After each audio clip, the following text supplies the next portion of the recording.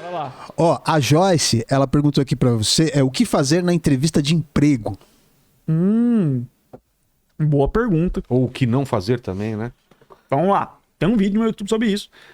O que fazer e o que não fazer na entrevista de emprego. Em primeiro lugar, o mais óbvio de tudo mesmo é preparação. Então assim, a gente na escola, a gente estuda pra prova, teoricamente. Cara, aí quando é o emprego, é o ganha-pão, tu não se prepara, tu não estuda. Peraí, você tinha que estar estudando pra entrevista como se fosse estudar pra um concurso público, como se fosse estudar pra prova mais difícil da sua vida. Então é sua obrigação entrar no site da empresa, pesquisar sobre a empresa, quem são os sócios, qual a história da empresa, será que tem alguns prêmios que essa empresa já ganhou? Então é isso que você vai fazer, se preparar para poder trazer isso na entrevista de modo intencional. Segunda coisa, isso aqui é uma dica avançadíssima. Nossa, eu e a Micarla já fizemos muito isso, que é o seguinte: entra no LinkedIn. Você tem LinkedIn, Vilela? Cara, não tenho. Não tem? Nunca usei isso daí, não. Ó, LinkedIn a gente começou esse ano. Porque, querendo ou não, o público é a maior rede social corporativa do mundo. Então tem mais de 1 bilhão de usuários. E, cara, é uma galera que usa lá, pessoal de empresa tá muito lá. E aí o que acontece? Se você. Cara, o LinkedIn te permite algumas coisas que nenhuma rede social permite. Se você entra lá na empresa, você consegue ver muitas vezes quem trabalha naquela empresa, o cargo dela. E daí, olha só que interessante. A Micarla, uma vez, ela queria passar num estágio. Então, tal empresa, ela queria trabalhar muito nessa empresa, uma TV, inclusive. E daí o que ela fez? Ela entrou no LinkedIn e era um programa de estágio. Ela achou uma pessoa que era estagiária na empresa que ela queria entrar. Ela se conectou com essa pessoa no LinkedIn e mandou uma mensagem. Falou assim: oi, tudo bem? Vi que você estagia nessa empresa, então eu tô aqui para participar do processo seletivo, que eu queria saber se você de repente conseguir me dar alguma dica, alguma sugestão do que eles gostam, do que eles não gostam. Cara, as pessoas são receptivas. Ele chegou lá e deu os bizus. Olha, cara, vai lá, fala sobre isso. Eles estão muito querendo gente nessa pegada, eles não gostam disso aqui. Então, olha só, simplesmente você buscar pessoas que estão lá dentro que possam te dar um conselho, isso faz parte da preparação. Aí vamos falar de outras coisas óbvias. Chegar cedo. É melhor você chegar 1 hora antes do que 5 minutos atrasado. Você chega atrasado na entrevista de emprego, olha a impressão que isso gera, né?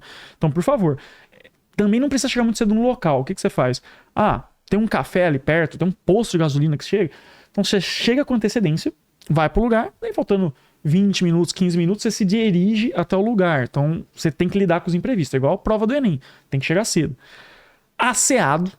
Então, poxa, se você vê fedido, todo assim, com o cabelo bagunçado, roupa amassada, não rola.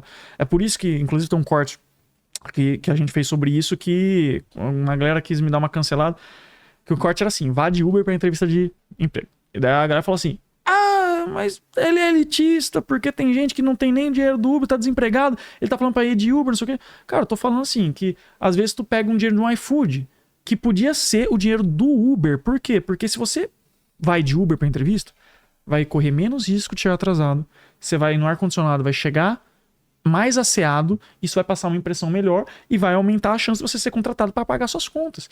Então é só essa vibe de seja asseado para passar uma boa primeira impressão. E aí, o que acontece? Você tem que ir na entrevista ter uma boa comunicação, ter uma boa oratória. Problemas aqui: timidez. Então você é tímido, aí você é todo travado, aí você é nervoso, aí você gagueja e você tem uma boa experiência, tem um bom currículo, mas você não consegue nem mesmo transmitir isso para a pessoa. Enquanto tem gente que não tem o seu currículo, mas domina a comunicação e consegue, entre aspas, levar a pessoa no papo. Por que eu entrei nos Toastmasters, que é esse clubinho de oratória que eu mencionei? Tem no mundo inteiro e tem no Brasil. Então você pode pesquisar Toastmasters, desse tem na sua cidade. É uma organização sem fins lucrativos, que é só para treinar oratória. Eles vão lá, dão um discurso. Ó, seu discurso foi bom, foi ruim.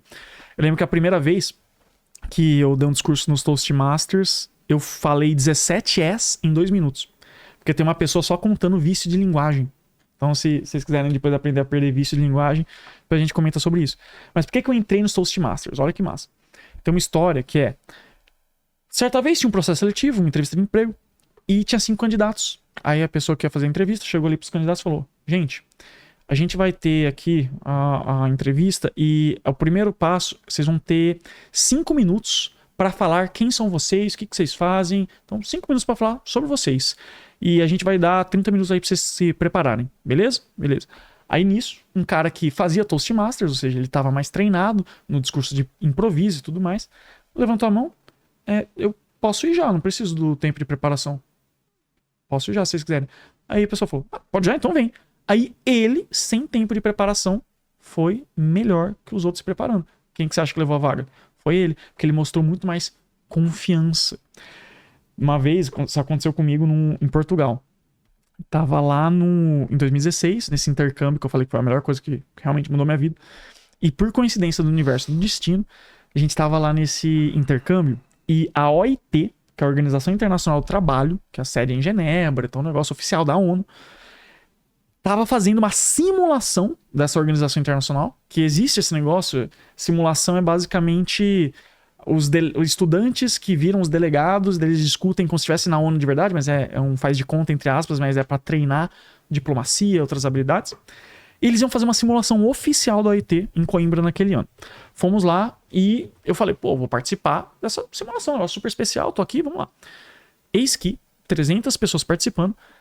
Tinha o dia D ali da simulação, que era o principal, que apenas 7 pessoas iam falar. Só 7 pessoas. E nesse dia principal, era no auditório da Universidade de Coimbra, com todo mundo assistindo, o reitor da Universidade de Coimbra, o ministro do Trabalho de Portugal e o Guy Ryder, que era o diretor-geral da OIT, ouvindo com tradução simultânea. Então é um negócio muito top. Eu falei, cara, eu quero ter essa oportunidade. Eu quero ser um desses caras. Ele falou, pronto, se você se interessa, tem um processo seletivo. Então, a gente tá falando de entrevista de emprego, olha isso aqui. Fui lá, compareci no momento que falaram que era pra fazer a entrevista de emprego. Cheguei lá, não tô mentindo, realmente aconteceu. Cheguei lá na sala, com os outros candidatos. Assim que eu sentei, a mulher lá que tava comandando tudo chegou e falou, então, muito bem, senhores, a situação é o seguinte, vocês são Peter Pan, vocês são representante diplomático da Terra do Nunca, o Capitão Gancho capturou os meninos perdidos, então você tá aqui diante da Assembleia das Nações Unidas e os Estados Unidos, eles estão recomendando uma intervenção militar na Terra do Nunca e você, como representante oficial, você vai dizer se você é a favor ou contra a intervenção militar dos Estados Unidos na Terra do Nunca. Quem quer começar a dar o discurso aqui? Quando ela falou quem quer começar, um português chegou assim e falou, eu vou... E levantou assim, eu falei, cara, o maluco é brabo, do Neida. Eu tava ainda, assim, processando a informação, que diabo tá acontecendo. O cara foi, e de repente ele começou a falar muito bem. E pai, dando dado e tal. Ai, caraca, muito foda. Aí ele acabou o discurso. Quem é o próximo? Aí uma mulher lá, eu vou. Começou a dar um discurso muito incrível. Eu fiquei assustado. Eu olhei assim e falei, mano, eu ganhei campeonato de debate já tinha ganhado na época. Eu fiz teatro, eu me considero bom de comunicação, mas eu não tancava fazer isso aí. Não, esses caras são loucos. O que eles comem no café da manhã? Que do nada eles estão dando uns discursos incríveis. Poxa, peraí. Só que daí eu liguei meu modo competitivo. Eu falei assim, quer saber de uma? Eu posso ser o último a falar, mas eu vou conseguir uma vaga. E aí eu sempre ando num caderninho. Tava lá com o meu caderninho. Peguei assim, mano, eu liguei o modo obcecado. Comecei a rascunhar assim, caramba, eu vou começar assim, ó, posso começar assim, posso terminar assim. O que eu posso falar? Comecei a ficar assim, completamente na zona ali. E foi falando um por um. Chegou a minha vez de falar, eu era o último. Não tinha mais ninguém, então, sua vez. Levantei, falei. E deu certo. Poxa, que bom, fui selecionado. E o grande plot twist veio depois, quando eu fiquei sabendo que a razão pela qual a galera tava falando tão bem é porque eles receberam um e-mail no dia anterior descrevendo tudo. Então, olha, a situação é essa, vocês vão ter esse tempo para dar um discurso e tudo mais. Então, essa galera se preparou. Só que quando você tá trabalhado na sua comunicação, eu fui lá sem saber porra nenhuma e o meu improviso foi melhor que o preparado da galera. Então, esse é o poder da comunicação. Se você treina a sua oratória e... Cara, a maior parte da vida é improviso. A maior parte da vida é improviso. Tem 2 tipos de discurso. O preparado e o de improviso. Preparado, por exemplo, uma palestra que você roteiriza, ensaia, treina, dá o seu melhor jogo ali. Isso é o preparado.